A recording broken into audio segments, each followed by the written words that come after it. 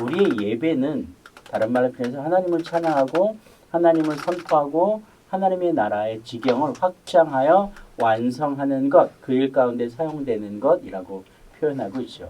두 번째 시간은 도대체 그럼 예배 본질은 무엇인가? 본질이라는 얘기는 예배가 도대체 뭐예요? 라는 질문일 수도 있고요. 우리가 예배를 왜 드릴까요? 라는 질문일 수도 있을 것 같아요. 예배의 주인은 누구냐면 하나님이신 걸 너무 잘 알아요. 근데 우리는 어느 순간 예배자라는 단어를 사용하면서 내가 예배의 주도권을 가지고 있어. 내가 예배를 운영하고 있어. 내가 예배를 만들어내고 있어. 아니면 내가 예배의 어떤 영역을 담당하고 있어. 라는 생각들을 잘못하고 있다는 것이죠. 예배는 온전히 높여드릴 만한, 영어 단어 그 자체로 우리가 찬양하고 높여드릴 만한 그분을 높이고 찬양하고 선포하고 고백하는 행위인 거예요. 우리는 거기에서 그 모든 일 가운데 주어진 은사와 재능을 가지고 사용되어지는 것이죠. 우리가 하나의 찬양을 할 때 목소리로, 악기로, 여러 가지 마이크 도구로 이렇게 하나의 곡이 완성되어지는 것처럼. 근데 그 어떤 악기들도 나 오늘 찬양했어 라고 하지 않잖아요. 응? 그런데 우리만 유독 나 찬양했어 라고 하는 거죠. 오늘 본질이 달라집니다. 예배는 나로부터 출발되어지는 것이 아니라 하나님께 있음을 우리가 고백하고 선포하는 것이라고 얘기합니다. 첫 번째 예배의 핵심이에요. 첫 번째 예배의 핵심, 하나님이 누구신가에 대한 것이에요. 우리의 위로를 위한 것이 아니라 우리의 만족을 위한 것이 아니라 우리의 어떤 은사와 재능을 자랑하기 위한 것이 아니라 하나님이 누구신가라는 것들을 확정 또는 하나님이 누구신가를 알아가는 것, 이것이 바로 예배라는 것이죠. 그래서 예배로 나아간다라는 얘기는 내가 하나님 알기를 더 원합니다 라는 고백인 거죠.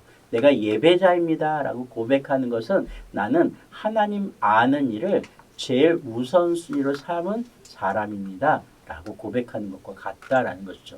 두 번째는 하나님을 찬양하는 다양한 방법들이 있습니다. 즉 어떤 방법론적인 것들을 넘어서서 시편 95편 1절에서 2절은 기쁨의 노래, 기쁘게 외치라, 그의 면전에 오라, 기쁘게 외치라, 이런 반복적인 단어들을 사용하고 있어요. 이것은 외치라, 노래하라 라는 것이 모두 다 지향점을 가지고 있죠. 누구를 향하여? 하나님을 향하여 라는 표현인 거죠. 오늘 방법들의 다양함을 우리가 인정하는 것이라는 것이죠. 자, 세 번째는 우리가 찬양해야 되는 이유예요. 예배는 곧 찬양으로부터 출발돼요. 그리고 예배 전체 자체가 하나님을 찬양하는 것이잖아요. 하나님의 주권, 즉 하나님의 주권이 하나님께 있습니다. 하나님의 통치권이, 하나님의 주재권이 하나님께 있습니다. 특별히 전 우주적으로 역사하신 하나님의 주권에 대해서 더욱 우리가 깊이 알아가려고 하는 것, 이것이 예배라는 것이죠. 하나님 알아가는 거예요. 하나님의 통치와 하나님의 주재권을 알아가는 거죠. 하나님이 어떤 모양으로도 우리를 통치하시고 어떤 영역에서도 하나님의 주권이 미치고 있다는 것을 우리가 인정하고 고백하는 것, 이게 바로 예배인 거죠. 그래서 예배는 내가 드러날 수가 없어요. 또 우리가 드러날 수 없습니다. 자, 네 번째는 우리가 찬양해야 되는 이유를 찾는 거예요. 하나님은 모든 것의 창조자이십니다. 우리를 통하여 하나님은 예배받기를 원하신다라는 겁니다. 이것은 우리에게 주신 하나님의 거대한 메타 내러티브의 거대한 서사, 거대한 이야기의 그 중심이라는 거죠. 모든 이야기의 중심은 주인공은 하나님이에요. 우리가 아닙니다. 그리고 예수님이에요. 우리는 거기에 함께 출연한 거룩한 하나님 백성들인 거죠. 그 무대에 함께 선 것만으로도 얼마나 감사해요. 두 번째 예배의 핵심은 하나님과의 관계 속에서 공동체를 형성하는 것, 바로 그것이다 라는 얘기를 합니다. 그래서 이 공동체성을 형성하기 위해서 나를 낮추는 작업, 이것이 바로 회개의 작업이에요.